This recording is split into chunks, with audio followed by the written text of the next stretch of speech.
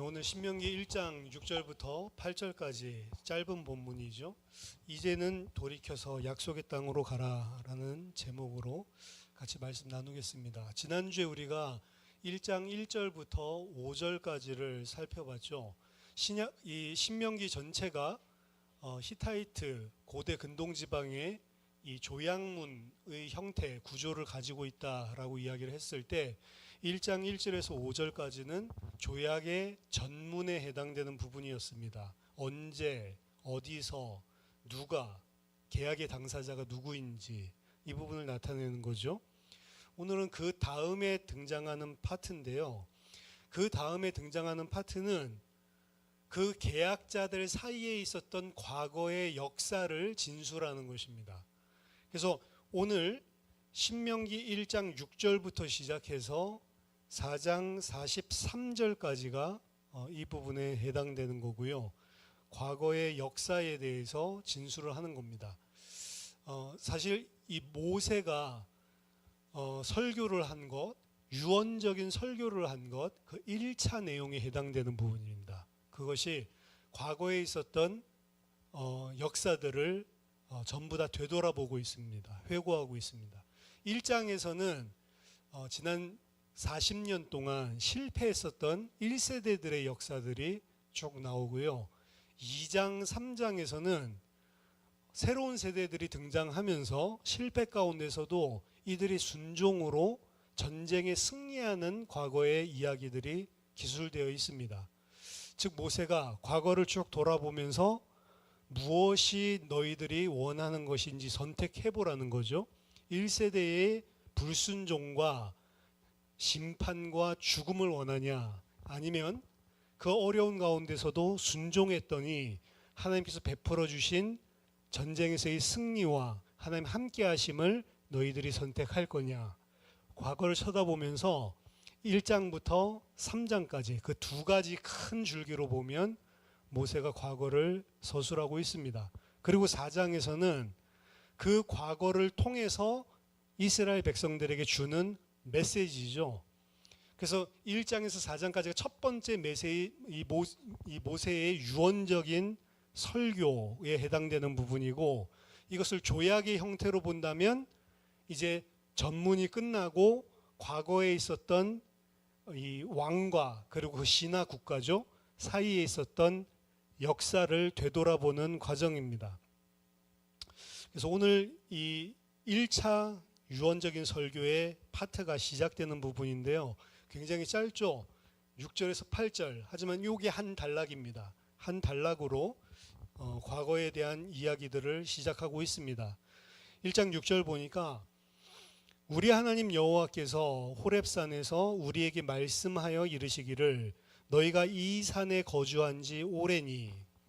자, 1장 6절 처음부터 중요한 표현이 등장합니다. 그게 뭐냐면 우리 하나님 여호와께서라고 하는 표현입니다. 이런 표현은 많이 등장하지 않거든요.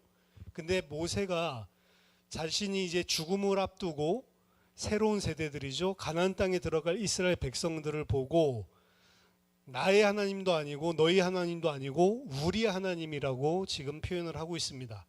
호렙산에서 우리에게 말씀하여 이르시되, 이 우리에게 말씀하여 이르시되라고 되어 있는 이르시되 있죠. 그게 레모르라고 해서 우리나라 표현으로 하면은 큰 따옴표예요. 큰 따옴표.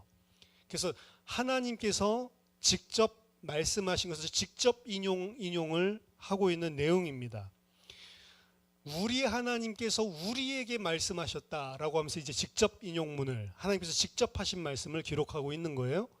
근데 생각해 볼 것은 일단은 우리 하나님이라고 하는 표현, 이스라엘 전체가 한 하나님을 섬기고 이스라엘 백성들 전체가 그 한 하나님의 한 백성이요, 그 한 하나님의 한 가족이다라고 하는 따뜻한 표현입니다.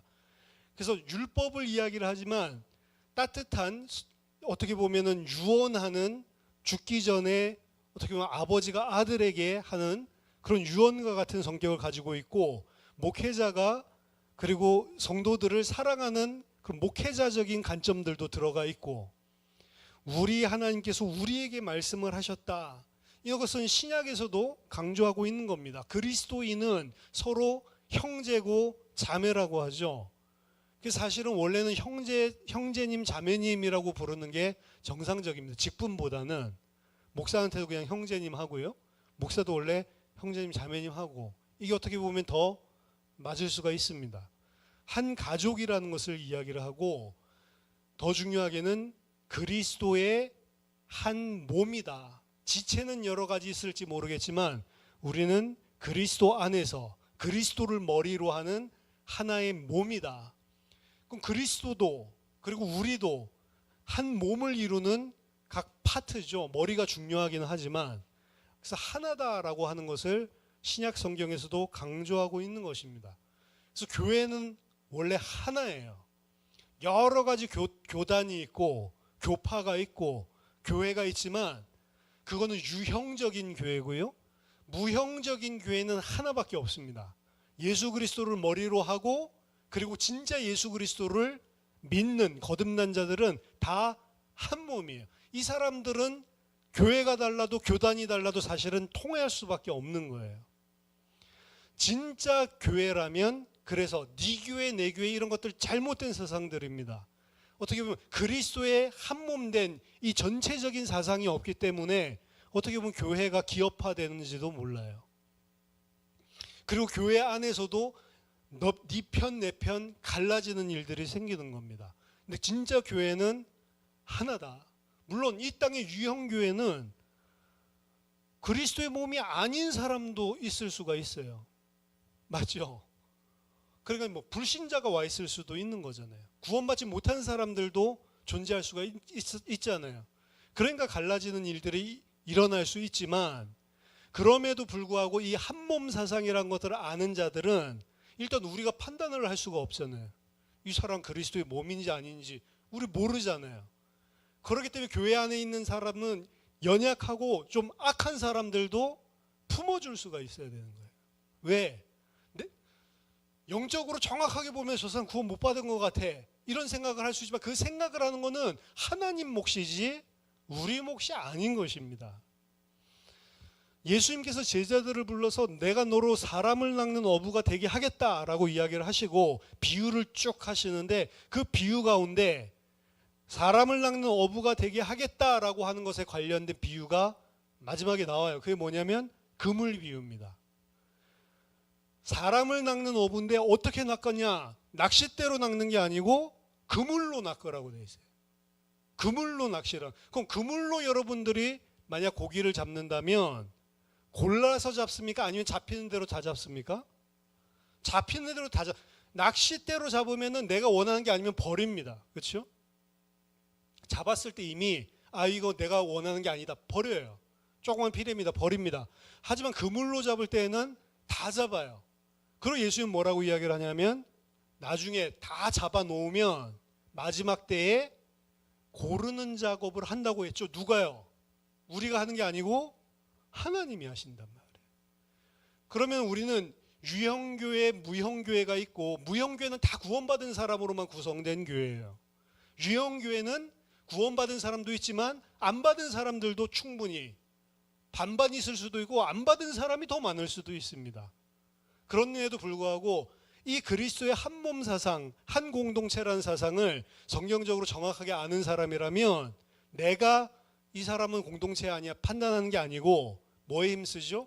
어떠한 물고기라도 하나님의 백성으로 하나님께서 붙여줬다라는 생각을 가져야 교회가 3분 5열 안 되는 거란 말이에요.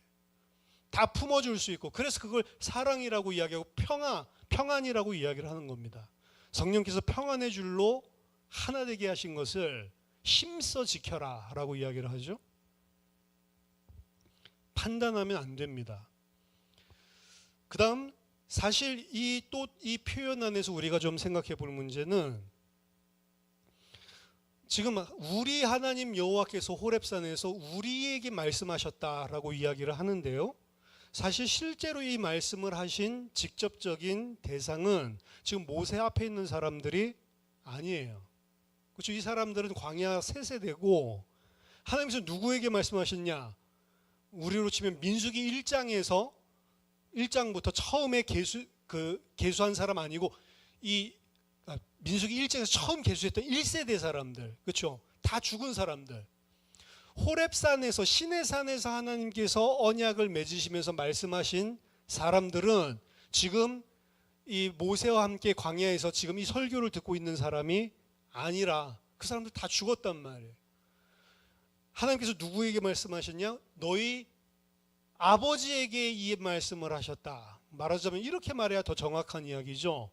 근데 모세는 뭐라고 이야기하냐? 아니, 우리 하나님 여호와께서 우리에게 하신 말씀이다 라고 이야기를 하는 겁니다.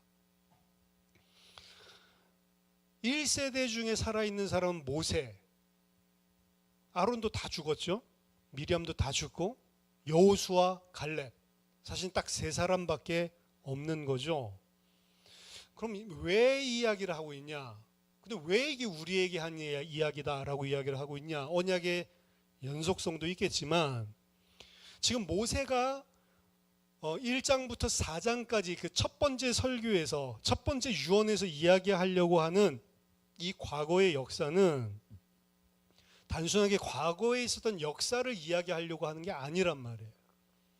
그 이야기가 아니고 과거 역사를 통해서 지금 우리에게 하나님께서 주시고자 하시는 말씀을 지금 이야기하고자 하는 겁니다. 이 이스라엘 백성들은 당장 직접적으로는 출애굽 2세대들이지만 하지만 이 사람들 명심해야 됩니다. 그 사람들뿐만이 아니고 지금 이 신명기는 우리를 위해서 기록된 책이잖아요. 신명기는 2세대들에게 주는 메시지로 읽으면 안 되고 지금 나에게, 지금 우리에게 우리 하나님이 주시는 말씀으로 읽어야 된다는 겁니다. 1세대에게 줬던 말이 2세대에게 너희에게 준 거야 라고 이야기하듯이 2세대에게 줬던 거는 2세대 이스라엘 유대인들에게 준 게 아니고 지금 21세기에 살고 있는 우리에게 주시는 말씀이다. 뭐라면 하나님의 백성, 우리 하나님 여호와를 섬기는 백성이라면 지금 이 말씀, 지금 이 과거의 역사를 통해서 우리에게 직접적으로 하나님께서 주시는 말씀이다. 신명기뿐만 아니라 그래서 모든 성경은 하나님께서 오늘 우리에게 주시는 하나님의 말씀인 거죠. 이 말씀의 의미를 잘 파악하려면 언제 쓰여졌고 누구에게 쓰여졌는지 이런 것들을 알아야 그런 상황에서 누구에게 이렇게 쓴 거구나 이해를 할 수 있지만 그럼에도 불구하고 그 안에 있는 메시지는 우리에게 지금 하나님께서 주시는 말씀이라는 거죠. 일반 대학에서도 이 고대 근동학이라는 게 있거든요. 고대 근동 지방, 그 팔레스타인, 메소포타미아 그 지역을 연구하는 고대 근동학과가 존재를 하는데 고대 근동학과에서 다루는 가장 많은 분량의 텍스트는 성경입니다. 그렇기 때문에 일반 대학인데도 성경을 다 다뤄요. 랍비들이 아예 교수예요. 그래서 아예 구약학을 하려면 거기에 가서 이 정확하게 고대 근동적인 관점에서 성경을 배우기도 합니다. 신학자들 중에 그 일반 대학 출신들이 많단 말이에요. 가서 배워요. 그런데 대학에서 성경을 볼 때에는 학문의 대상으로, 연구의 대상으로 보지 오늘 나에게 주시는 하나님 말씀으로 안 본단 말이에요. 이 사람들은. 심지어는 불신자들이 일반 대학에서만 그럴 뿐만 아니고 신학교에서 공부하고 있는 교수나 신학자들도 이걸 연구의 대상으로 보는 사람이 많아요. 공부의 대상으로 본다는 거죠. 그렇기 때문에 성경을 열심히 보고 성경을 너무 잘하는데 불신자들 신학교에 많습니다, 여러분. 미국에 있는 대학교의 92%가 예수 말고도 구원받을 수 있다라고 믿는 사람들이 가르치는 신학교예요. 92%. 8%를 뭐라고 하냐? 이벤젤리칼, 복음주의라고 이야기하거든요. 8%만 예수에만 구원이 있지 이렇게 이야기하는 사람들입니다. 근데 그 8% 안에도 색깔이 다양하단 말이에요. 8% 안에도 성경을 그대로 믿으면 안 된다라는 사람도 있단 말이에요. 그러니까 신학교에서 성경을 가지고 학문을 연구하고 공부해가지고 가르치는 사람들도 많고 그런 가르침을 배우기 위해서 온 학생들도 많고, 근데 졸업하면 다 목사가 된단 말이죠. 하나님의 말씀은 살아있는 하나님의 말씀이고 지금 우리에게 주시는 하나님의 음성을 들을 수 있는 생명의 말씀이어야지 학문과 연구의 대상이 되면 안 되는 겁니다. 학문 연구하라고 주신 텍스트가 아니란 말이죠. 지금도 살아계신 하나님이 우리에게 기록된 말씀을 통해서, 기록된 성경을 통해서 주시는 음성을 들어야지만 되는 거예요. 설교도 마찬가지입니다. 설교 좋다 안 좋다, 설교 좋다 싫다 이게 아니고 오늘 나에게 지금 하나님이 무슨 말씀을 하시는지를 듣지 못한다면 우리가 생각할 때 저 신학자 웃기네, 그 사람 성경 보는 거랑 똑같은 거예요. 어떻게 보면 하나님께서 오늘 나에게 주시는 음성을 듣고 그것을 담아가고 한 주간 그것을 가지고 묵상하면서 살아가야 돼요. 근데 많은 교인들은 어떻게 합니까? 교회 문턱 나오자마자 오늘 설교 제목이 뭐였습니까? 오늘 본문이 뭐였습니까? 문턱 나오자마자 설문조사하는데 기억하는 사람이 거의 없어요. 90% 이상은 다 까먹어버려요. 제목조차도 기억을 못해. 본문조차도 기억을 못해. 그럼 무슨 말이죠? 아까 전에 신학자들이 그렇게 공부하듯이 설교도 그렇게 듣고 가는 거예요.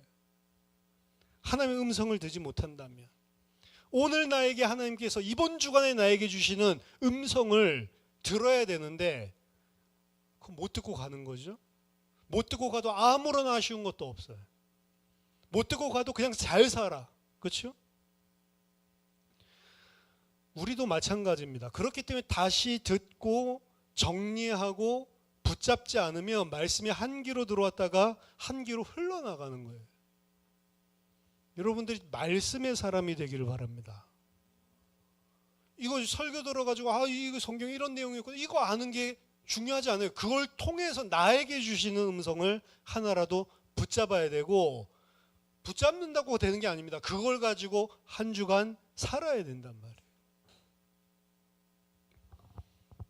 이 내용이 그래서 나오는 겁니다. 너희가 이 산에 거주한 지 오래니 라고 되어 있죠.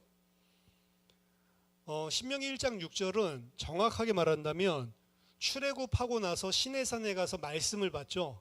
이스라엘 백성들이 말씀 교육을 받고, 그리고 이제 그 시내산을 떠나서 출발을 하는데 1년 정도 지나서의 이야기입니다. 출애굽 1세대들이 시내산에 와서 1년 정도 말씀의 가르침을 받아요. 말씀의 가르침을 받고 이제 가나안 땅으로 가라라고 명령하는 장면입니다. 지금 오늘 이 본문이요. 근데 여기서 하나님 뭐라고 이야기하시냐면 너희가 이 산에 거주한 지 오래니, 1년 동안 거주하면서 하나님께서 율법, 하나님의 말씀을 그들에게 주셨단 말이죠.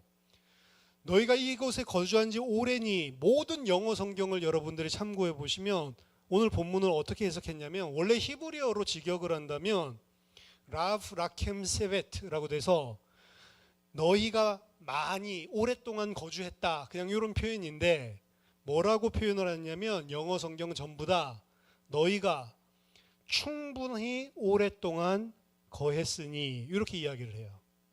1년 동안 말씀 들었으면 충분하다는 거죠. 듣는 거는.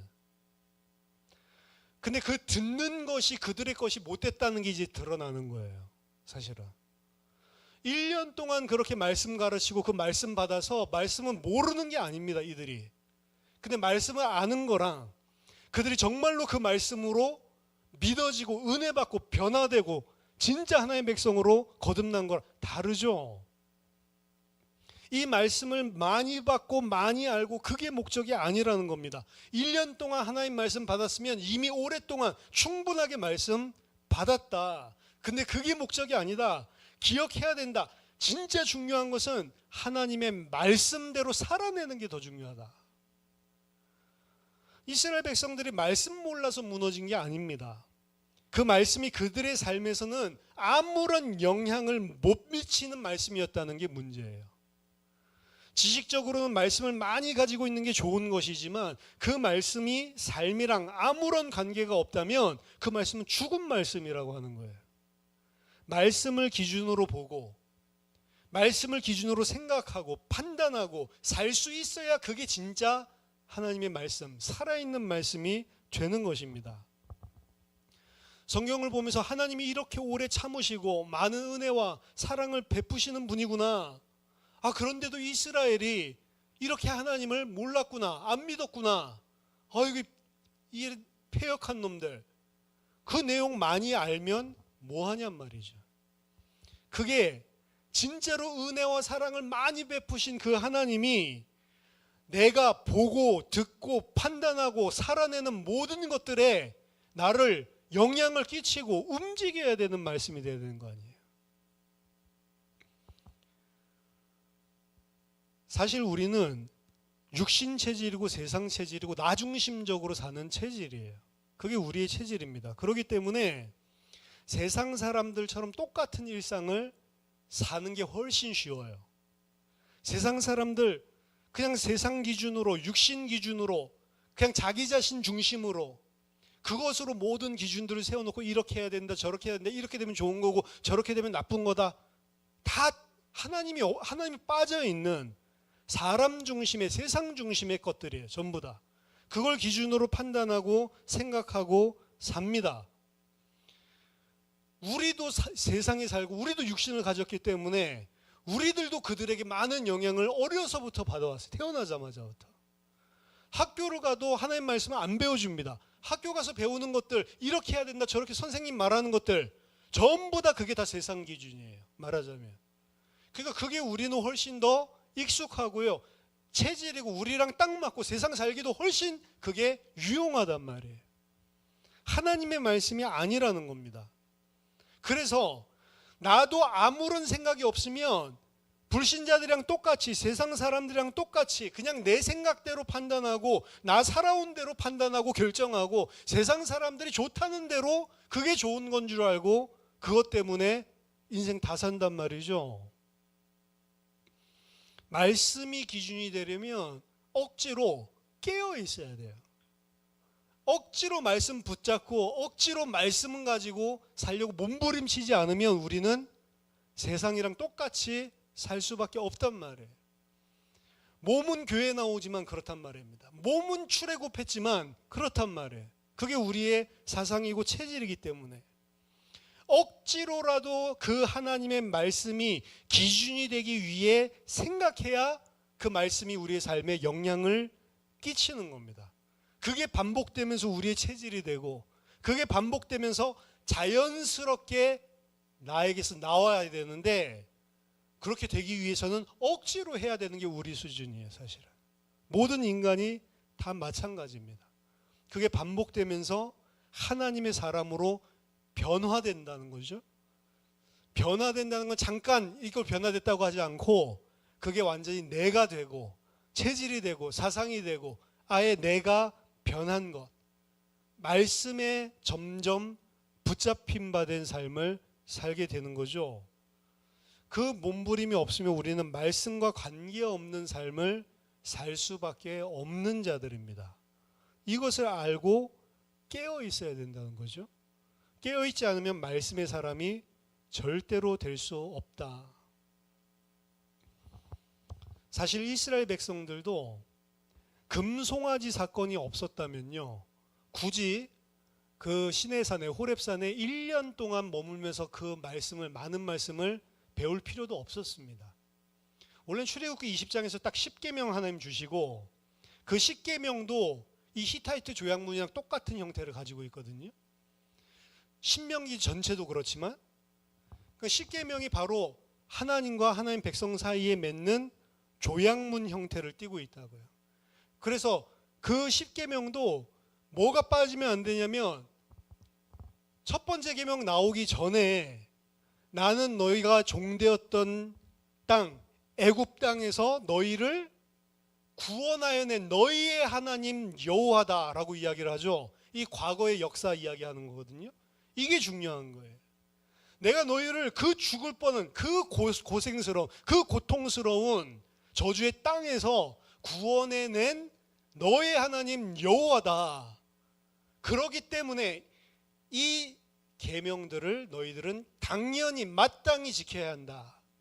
이게 히타이트 조약문이거든요. 그래서 내가 이 군주가 어떠한 은혜를 그 나라에 베풀어 줬는지. 근데 뭐 세상적인 은혜 베푸는 거는 너희 멸망시키지 않고 살려줬지 뭐 이런 식인데, 하나님께서 우리를 죽음에서 구원해내셨단 말이에요. 그 과거의 역사를 기반으로 이제 조약을 맺는 거죠. 그러니까 너는 1번 나한테 매년 얼마씩 공물을 바쳐라. 이제 이게 과거 고대 근동지방의 조약문이란 말이에요. 마땅히 그 은혜를 받았으면 행할 수밖에 없는 것. 그거를 출애굽 때, 원래 출애굽했을 때 시내산에서 원래 그걸 주거든요. 그게 출애굽기 20장에 나온 우리가 말하는 십계명이라고요.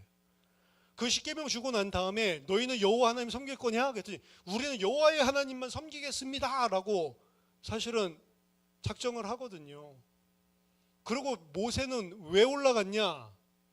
물론 십계명 외에도 뭐 성막 짓는 것들 가르쳤지만 왜 올라갔냐? 이제 이스라엘과 하나님과의 계약 체결 종결 지으러 간 거예요. 두 돌판을 가지고 왔댔잖아요. 그 두 돌판이 뭐라고요?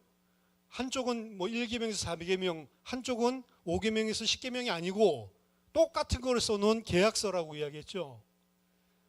하나님 편에서도 계약서 한 장 가지고 이스라엘 백성도 계약서 한 장 가지고 계약을 맺으러 언약을 비준하러 간 거예요. 사실은 며칠 동안 40일 동안. 근데 그 40일을 못 참았다고요. 아, 모세 죽은 거 아니야? 어디 갔지? 우리를 인도하는 여호와는 어디 갔지? 그러면서 금송아지 눈에 보이게 만들어 이걸 여호와라고 하자. 이런 식이 된 거잖아요. 왜? 애굽에서 생각하던 대로. 방금 전에 하나님 말씀 받고 그 하나님과 언약 체결하러 올라간 40일을 못 참아가지고 그 하나님이 주신 말씀 이런 것들 다 까먹어 버리고 당장 뭐부터요? 우상 숭배부터, 다른 신부터 섬기기 시작을 하죠. 그래서 하나님이 1년 동안 이 붙잡아 놓고 계속 말씀 가르친 게 레위기 그리고 민수기까지 가는 거예요. 원래는 출애굽기 20장 좀 넘어가면 그냥 바로 끝날 거를.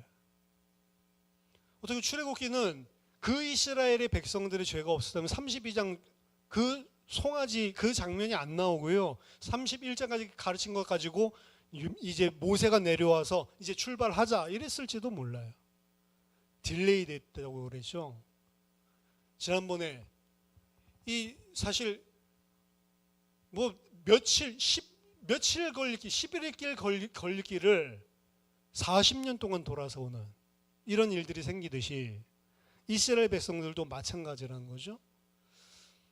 이 신명기의 전체 구조도 그렇고 10계명의 구조도 그렇고, 그래서 구약학자들은 어떻게 보냐면, 야, 이 구약에 나와 있는 계명 율법은 하나도 빠짐없이 패턴을 가지고 있는데 그 패턴이 뭐냐면 indicative, imperative 이렇게 이야기를 합니다.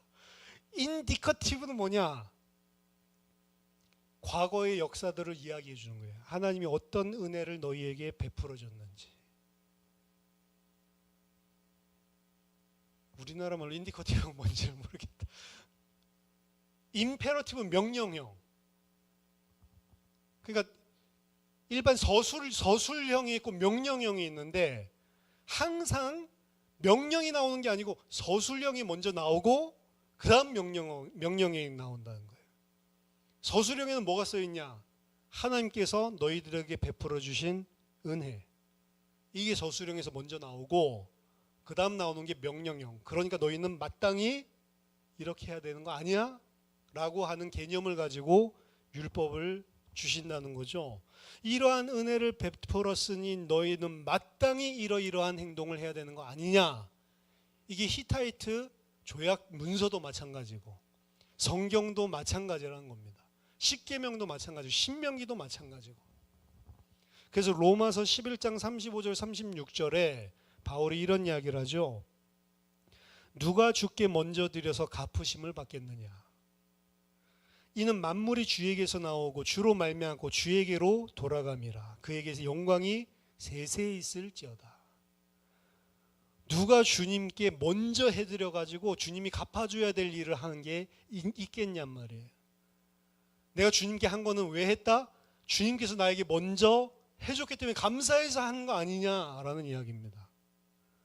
요한일서 4장 9절에서도 하나님의 사랑이 우리에게 이렇게 나타난 바 되었으니 하나님이 자기 독생자를 세상에 보내시면 그로 말미암아 우리를 살리려 하심이라.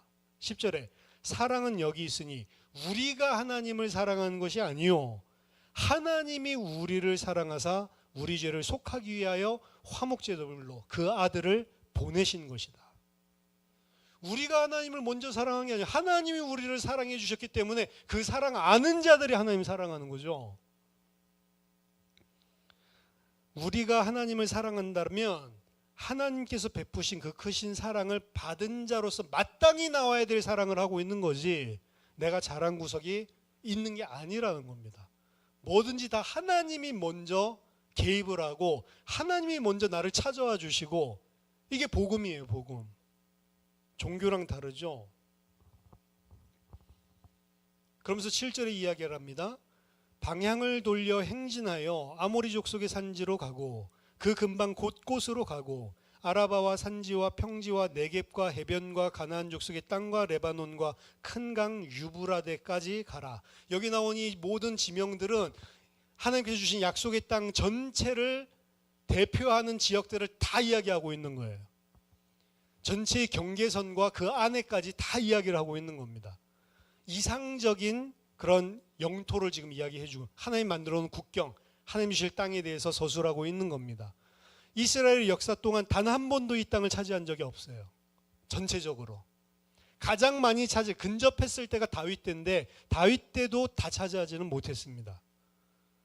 그러니까 하나님께서 주시는 땅, 하나님께서 허락하신 땅인데 다 차지하지는 못했다고요. 왜 그럴까요? 불신앙 때문에 그런 거예요. 그 땅으로 가라. 그러니까 앞에 6절이랑 이어서 보면 너희는 이미 충분한 말씀을 받았다. 그러니까 이제 방향을 돌려 행진해서 이 땅으로 가라라고 이야기를 하고 있는 거죠. 히브리어에서는 동사가 중요합니다.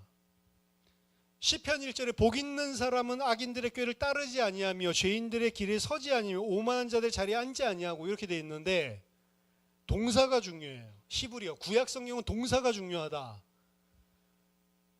복 있는 사람은 어떻게 한다고요? 악인의 꾀를 처음에는 따르지 아니하며 근데 그 다음은요 죄인들의 길에 서지 않고 오만한 자의 자리에 앉지 않고 처음엔 졸졸 따라가다가 그 길에 이제 서 있다가 그 길에 아예 주저앉죠. 점점점 죄가 자기 거가 되는 거예요. 처음엔 누가 말하니까 이렇게 따라가다가 나중에는 그 자리에 아예 죽치고 서 있어. 그러다가 나중에는 아예 자리 펴고 앉아. 그 이야기거든요. 그러니까 동사가 중요하죠. 동사가 어떻게 변화되는지. 오늘 7절에서도 히브리어 원어에서는 세 가지 동사를 사용하고 있습니다. 파나, 나싸, 보. 파나, 나싸, 보. 이상하죠. 파나. 우리나라 방향을 돌려라 라고 되어 있죠. 파나. 방향을 돌려라. 그 다음에 나싸. 나싸는 말뚝 있죠. 그 이스라엘 텐트 치고 있었잖아요. 장막. 장막을 뽑는 거예요. 장막을 뽑고 그 다음에 보, 가라. 방향을 턴하고 말뚝을 뽑고 너희는 가라라고 이야기를 하고 있는 겁니다. 지명으로 따진다면 호렙에서 약속한 가나안 땅으로 향해서 방향을 턴하고 말뚝 뽑고 이제 출발해서 가라라고 이야기. 지명으로는 그렇죠.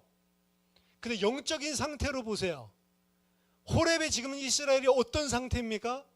하나님 말씀 받고도 그 말씀이 자기 것이 되지 못해서 바로 황금송아지 숭배하고 있던 그곳이 호렙이에요. 이제 너희는 그 호렙에 있는 너희 영적 상태를 돌이키고 그 상태에서 말뚝 뽑고 왜? 오랫동안 우리 가운데 이게 가지고 있는 체질이거든요. 내가 너에게 약속한 땅으로 가라라고 이야기하는 거죠. 이제 충분히 말씀 받았다. 이제 너희는 그동안의 삶에서 돌이키고 말뚝 뽑고 너희 체질, 늘 살았던 그런 너 자신을 뽑아내고 내가 약속한 땅으로 가라. 어디로 가야 되냐? 약속하신 땅이죠. 그 땅이 어딘데 가라고 이야기하는 겁니까? 그게 8절입니다. 내가 너희의 조상 아브라함과 이삭과 야곱에게 맹세하여 그들과 그들의 후손에게 주리라 한 땅이 너희 앞에 있으니 들어가서 그 땅을 차지할지니라.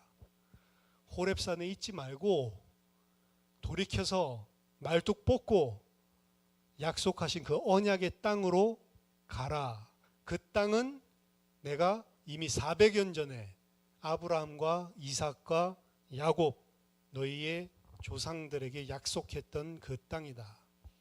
하나님이 주시겠다고 작정하셨고 약속하셨던 그 땅으로 가라고 하는 겁니다.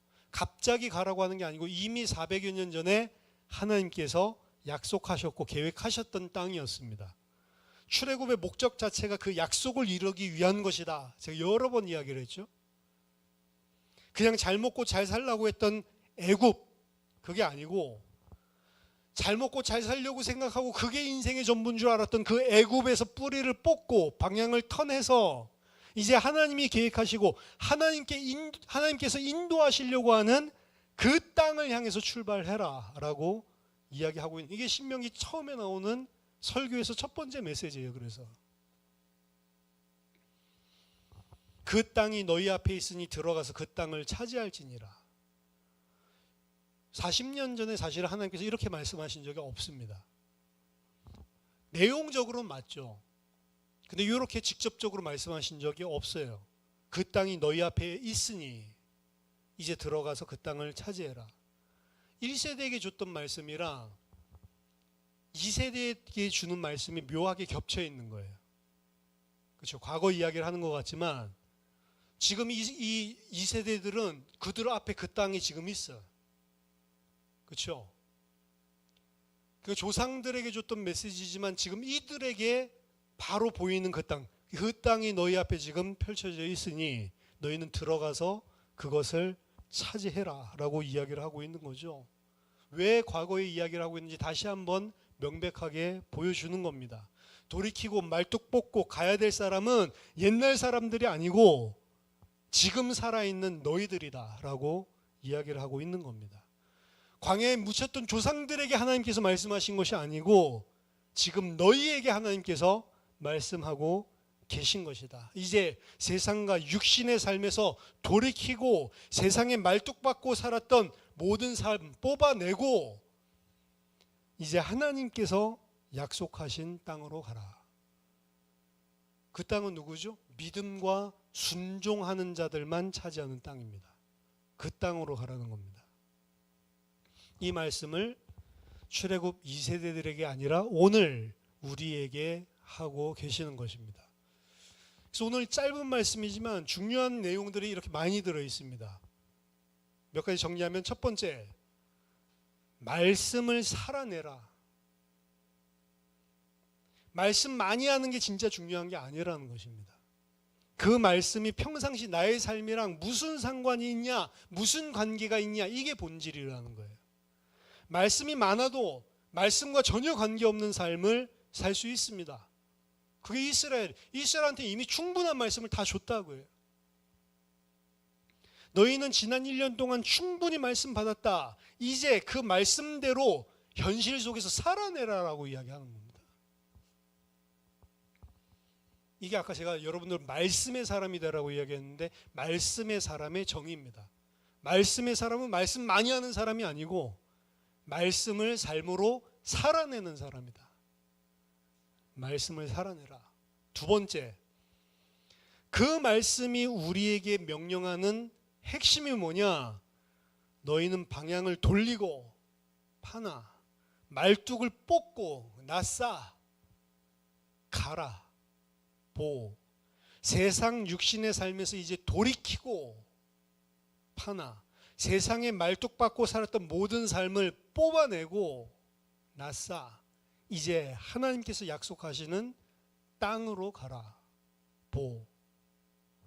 베드로전서 4장 3절에 보면 너희가 음란과 정욕과 술취함과 방탕과 향락과 무법한 우상숭배를 하여 이방인의 뜻을 따라 행한 것은 지나간 때로 족하도다. 충분히 너희들 있었기 때문에 이제는 말뚝 뽑고 가라, 턴에서. 이렇게 이야기하시죠. 근데 저는 이 말씀을 묵상하는데 베드로전서 4장 3절이 떠오르더라고요. 아, 이 말씀이랑 같은 말씀이구나. 너희가 음란과 정욕과 술취함과 방탕과 향락과 무법한 우상숭배를 하여 이 모든 것들이 뭐냐? 이방인의 뜻을 따라 행한 것은 지나간 때로 족하도다. 그만큼 해봤으면 됐지. 충분히 했잖아. 이제 돌이켜서 뽑아서 가라라고 이야기를 하는 거죠. 어떻게 해요? 4장 7절 보니까 만물의 마지막이 가까웠으니 그러므로 너희는 정신을 차리고 근신하여 기도하라. 오늘 예배 시작하는데 이거 제가 너무 소름 끼쳤어요. 무엇보다 뜨겁게 서로 사랑할지니 사랑은 허다한 죄를 덮느니라. 서로 대접하기를 원망 없이 하고 각각 은사를 받은 대로 하나님의 여러 가지 은혜를 맡은 선한 청지기 같이 서로 봉사하라.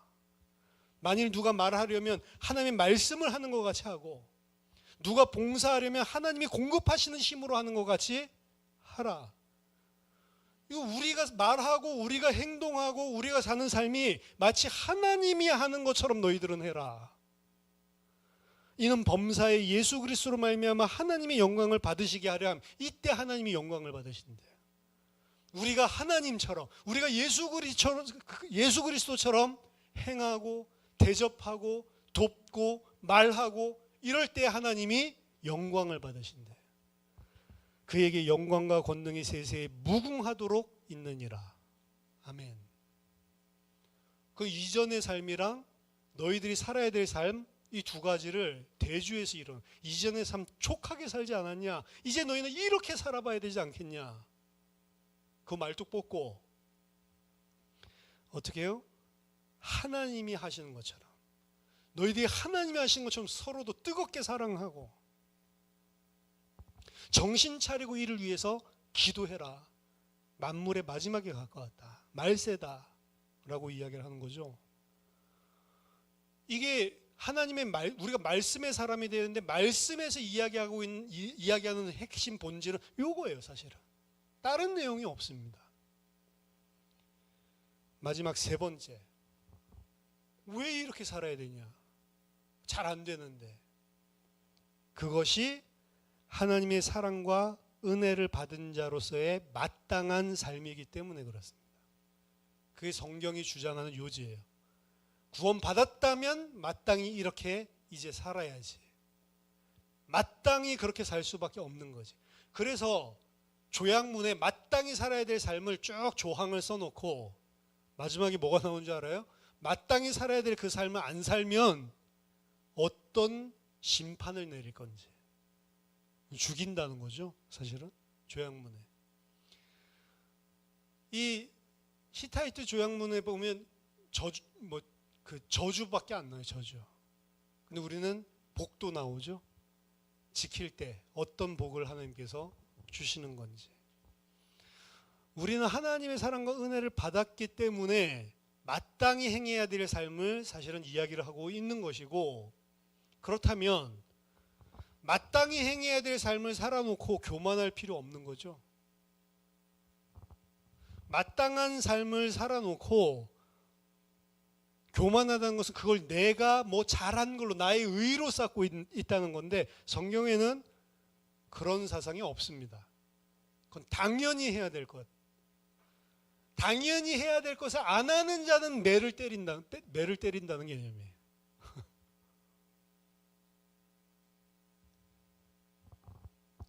교만하면 안 되는 겁니다.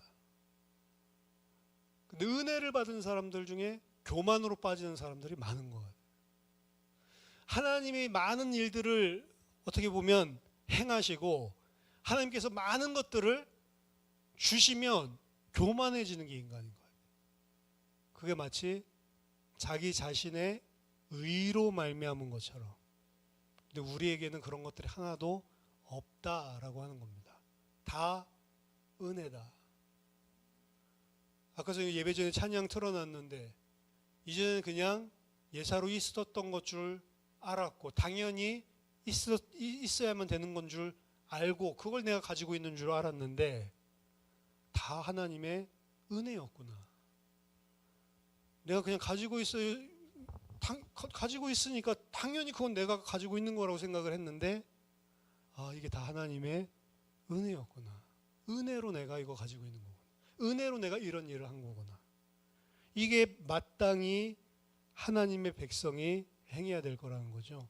그러니까 말뚝 뽑고 하나님이 하시는 것처럼 하고 봉사하고 사랑하고 이 삶을 사는데 그게 자기 의로 안 쌓이고 이건 당연히 내가 그리스도의 은혜를 받은 자이기 때문에 해야만 될 일을 한 거다라고 생각을 한다는 거예요.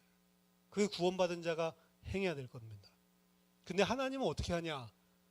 마땅히 할 거 했지 이렇게 안 하고 어이구 어떻게 기특하게 그런 일을 했어? 라고 하면서 면류관을 다 씌워주신다고 돼 있는 거예요. 사실은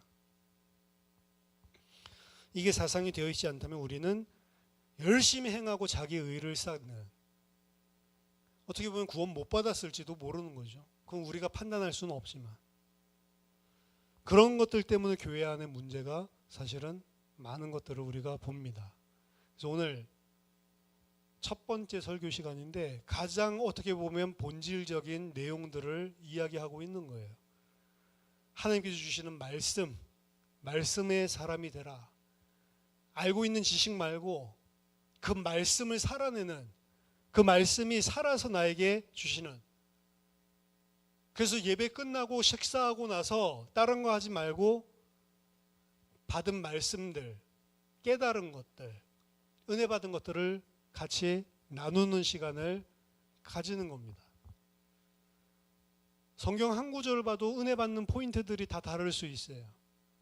오직 성령이 너희에게 임하시면 너희가 권능을 받고 예루살렘과 유대와 온 유대와 사마리아 땅끝까지 이르러 내 증인이 되리라. 오직 성령이, 오직에 은혜 받는 사람도 있고 성령이 임하시면 은혜 받는 사람도 있고, 예루살렘 사마리아 예루살렘 은혜 받는 사람이 있고, 땅끝 은혜 받는 사람이 있고, 증인이 되리라의 은혜 받는 사람이 있고, 각각 다 받는 게 다르다는 거죠. 하지만 중요한 것은 각각의 주시는 음성 맞고 틀리고가 아니고 나에게 진짜 은혜로 그리고 나를 깨닫게 해주는 말씀이 있으면 그거를 붙잡고 일주일을 갖다 계속 살아내야 된다는 거예요. 못 붙잡았으면, 못 깨달았으면 말씀 나누는 사이에 다른 사람의 은혜 받은 걸 듣고 깨달을 수도 있는 겁니다. 그래서 말씀을 정리하고 내 걸로 딱 붙잡고 있어야 돼. 사실은 주일 한 주간 살아가는 동안 주일에 받은 말씀 가지고 살기도 힘든 게 우리예요. 수요 예배도 많은 거예요, 사실은. 주일날 주시는 말씀 가지고도 충분히 살 수 있다. 근데 그 말씀이 어떤 말씀이 되냐? 말씀 듣고 지식이면 그거 가지고 일주일 못 살죠. 하나님의 음성을 듣는, 말씀을 살아내는 말씀의 사람이 되시기 바랍니다. 세상 사람들과 같이 아니하고 우리는 방향을 턴하고 뽑아내고 하나님의 약속하신 땅에 들어가기 위해 행진하는 그런 그리스도의 군사들 되시기 바랍니다. 마지막으로 그 모든 삶을 다 살아내고도 이거는 하나님이 주신 은혜로 마땅히 내가 행해야 되는 삶을 살았을 뿐입니다. 교만하지 않고 모든 것을 다 하나님께 영광 돌리는 그런 진짜 하나님의 백성 되시기를 예수 그리스도 이름으로 축원합니다. 기도하겠습니다. 살아계신 하나님 아버지, 은혜를 감사드립니다. 오늘 모세가 이 세대들을 두고 유언적인 첫 번째 설교를 하는 하나님의 말씀을 같이 상고할 수 있는 은혜 주심을 감사드립니다. 하나님, 우리 듣는 말씀이 죽은 말씀이 아니라 내 속에 일주일 동안 내 삶 속에 살아있는 말씀이 되게 하시고, 하나님 나로 하여금 결단하게 하사 하나님 말씀을 살아낼 수 있도록 은혜를 더하여 주시옵소서. 그래서 우리가 방향을 턴하고 말뚝박혔던 모든 삶들이 다 뽑혀내어지고 하나님 약속하신 땅을 향해 하나님 한 걸음 한 걸음 인도받아 하나님 진군하는 그리스도의 군사들 되게 하여 주시옵소서. 이 모든 일을 다 행하고 난 이후에도 하나님께만 영광 돌리는 주의 백성 되게 하여 주시옵소서. 예수 그리스도 이름으로 기도하옵나이다. 아멘.